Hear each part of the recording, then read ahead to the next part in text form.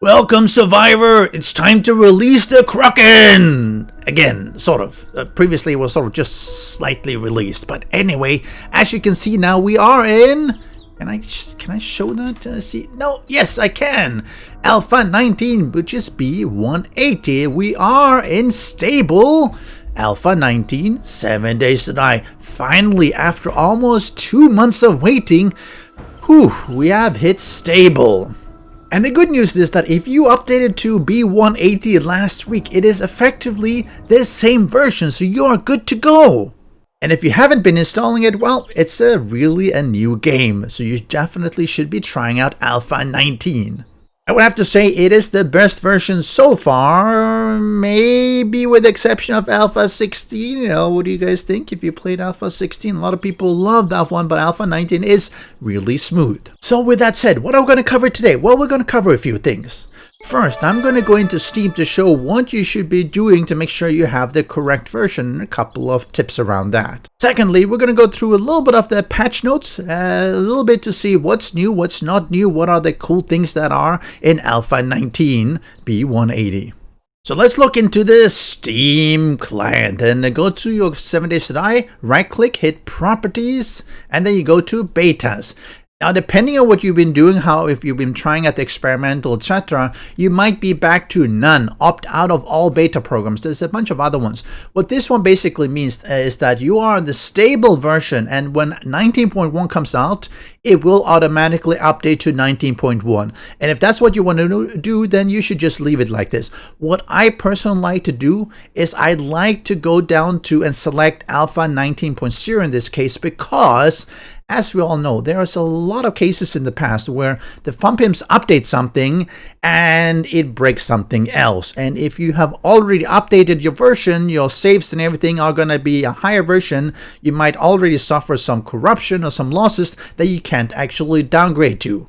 So for me, I will do 19.0 stable. Once there's a 19.1, I will go and evaluate. I will say what are they saying about it? Does it seem to be worthwhile to upgrade to? Has anyone been having game-breaking issues in it? And if so, I will not be changing to 19.1. And if everything seems fine, then I'll take it back up of my saves and then change to 19.1 just to make sure everything is going well. So my recommendation, try to do 19.0 stable and do it by yourself to upgrade to 19.1 when it's out. But that's your preference. So I'm going to just close it and it's going to be Alpha 19.0. And that should take off the game technical pieces. But what's new in Alpha 19 stable? And if you go to the FunPimps website, you'll see Alpha 19 official release notes. And it will basically highlight that we're proud that B180 experimental is out. You should forget about that, because what happens when they do that is that they put out B180 last week, then people test it out. They test it out even more. They see if there's any critical bugs. If there's none, which there weren't, they flip that over to be the stable version. So it's exactly the one that we had, which is why it's still called B180. And there are a bunch of things, and basically blah, blah, blah, blah. No, okay, I'm not going to go through all this in detail because I made a lot of videos about it. But one of the big things is really they've changed the lighting, and the lighting is actually really significant. And that's something that if I go to, let me set it to, let's say 1 a.m., you'll see it's fairly dark. So let me change up and do video, and this is where you really can tell. If I bump the video up to max here, it still looks pretty good, right? You still can see the colors, it's still vibrant and everything. If I bring down the brightness to, let's say, default 50, it looks even better, but the colors are still good, even if you pump up brightness. And it's because of the change in lighting, and that's a huge deal. Back in Alpha 18, I believe was, I don't know, can't remember, 17, but if you bumped up the brightness because it was just too dark to play, everything got really washed out and you couldn't see these colors. It was really, really bad, but it's gotten a lot better. We also see the interactive loading screen where you can see some of the tips. I'm not going to go back to that one. Gamepad support, if you use gamepad. Some people actually do it because it's easier on the wrist, which is good. New survival system and critical injuries.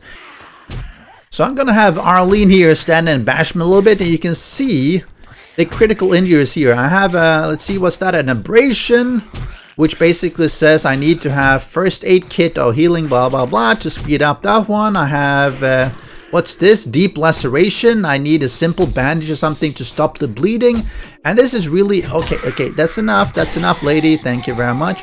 This is really where they've made the injury system so much richer, which I think actually plays pretty well, because it means that you need to use your vitamins and your bandages and your first aid kits in an appropriate look at time and place, because otherwise you're not going to heal. So without any treatment, this one is going to have a much longer duration.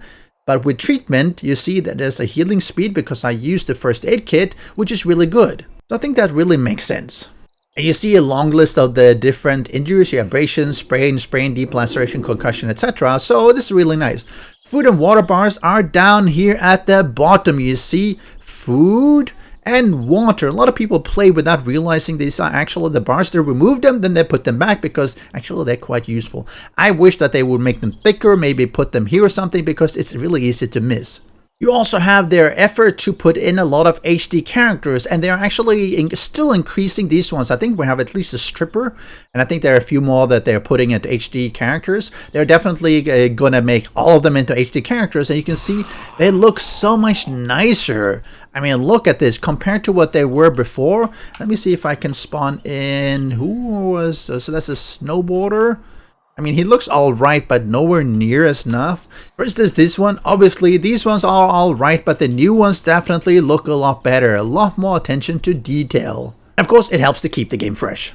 The dynamic music system has been updated, so now it's actually quite a lot better. There are specific musics depending on where you are. You can set these ones in the audio settings, and let me apply that.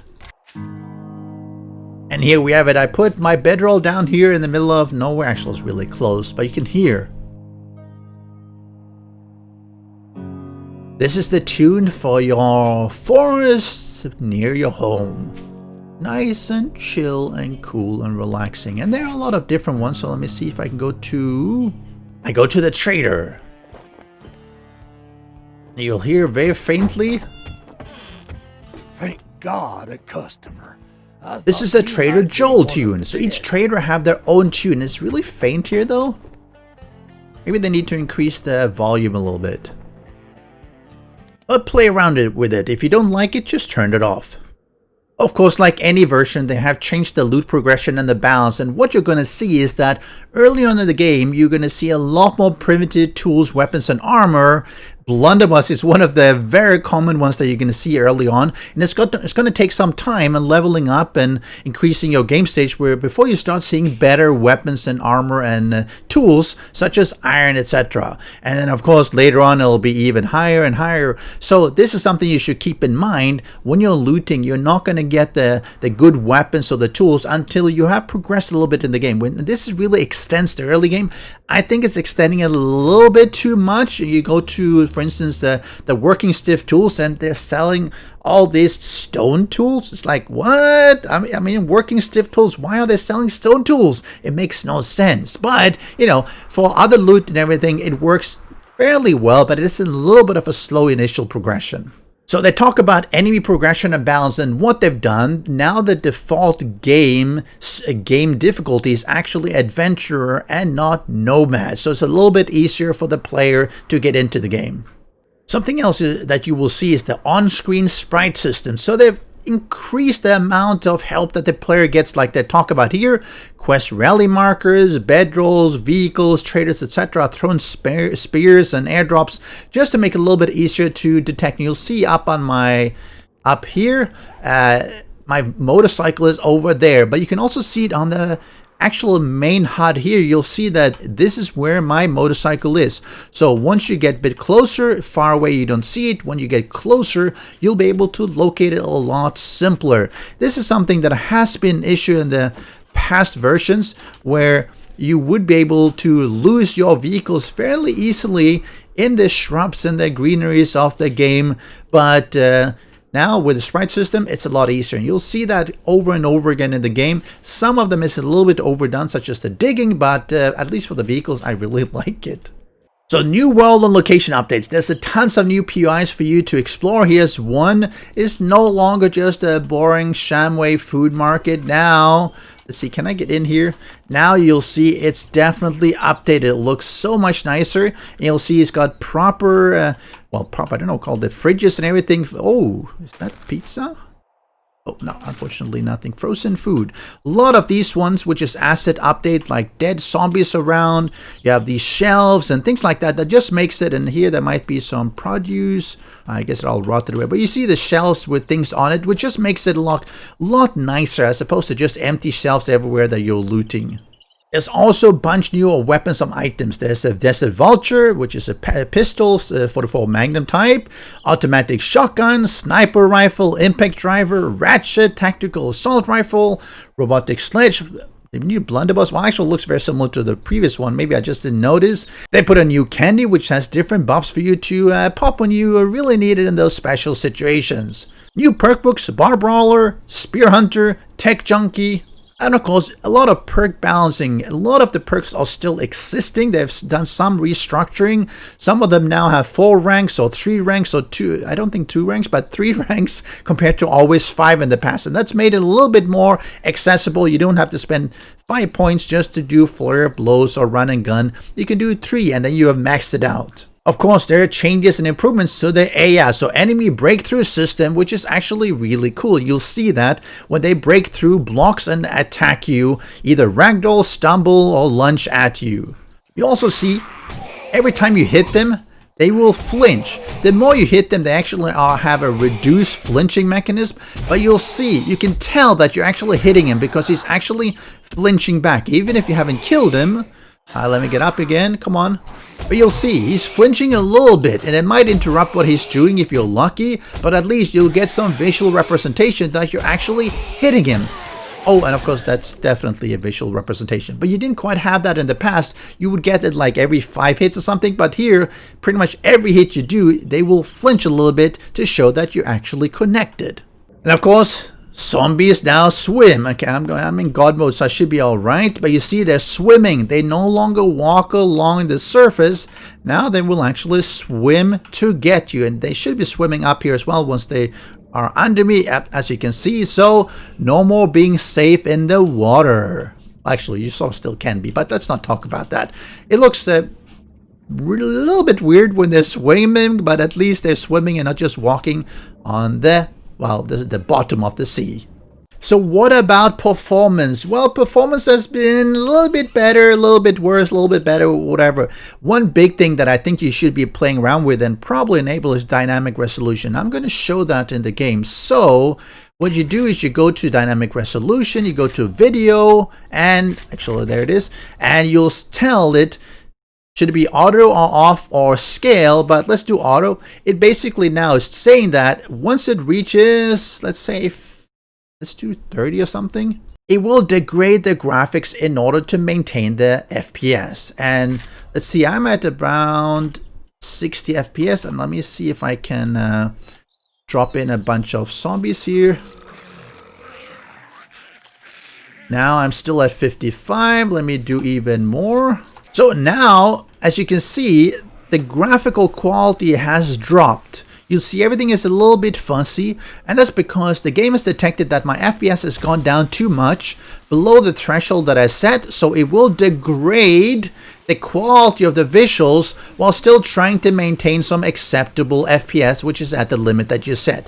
So what does this do if it just makes it look worse? Well, that's not the only thing. So if you remember in the past, when this would happen, when you had too many zombies or too much stuff happening, you would go down to 1 FPS or 2 FPS and you basically could not play the game. Now, you can set it at a level that you will be able to play at, and this is, I believe, 30 or 20, and I can still play it like this. It doesn't look pretty, but I would rather be able to have a little bit more ugly gameplay than be stuck and dying because I can't move. And this is really something that you should definitely be testing out, because I think it will make the game play a lot better for you regardless of how much stuff you have happening. Look a little bit worse, but performance is a lot better. Now let me kill everyone. There you go, all dead, and my FPS is going up, up, up. Let's see, you want to actually will detect and tell the game that it should be improving, and there you see it. Now everything looks a lot better again. You'll see a lot more details and everything, because the game says, hey, you don't have too many things happening, and now I can show it in better graphical visuals. And of course, there's tons of things that have been added, changed, fixed, or just tweaked around. What I'm going to do, I'm going to leave you the link to these change notes so you can go through them yourself. I've made a bunch of videos in the past where I've gone through what I think is the important parts, and I'll link that in the description below. You can watch my videos where I pull out the information that I think is vital to know about the different versions. And let's end with the junk drone. The flying junk drone that has been teased since before, and no, it is not in B180 19.0 stable. You have the junk glitch, you have the robotic turret, but you do not have the junk drone yet, the one that is flying around. Unfortunately, doesn't seem like it's done. They have said that as soon as it gets done and they can put it in the game in a working condition, they will be. So I guess we're going to have to wait a little bit longer for that one, but hopefully 19.1. But I'm going to let you go to your Steam to start playing the game if you haven't already, and hopefully you enjoy it. And leave a comment below in my video and tell me what you think about the Alpha 19. What's really good about it, or what you still want to have them change or tweak in subsequent 19.1, 19.2 versions. I'll catch you again, Survivor! Special thanks to the great patrons supporting the channel.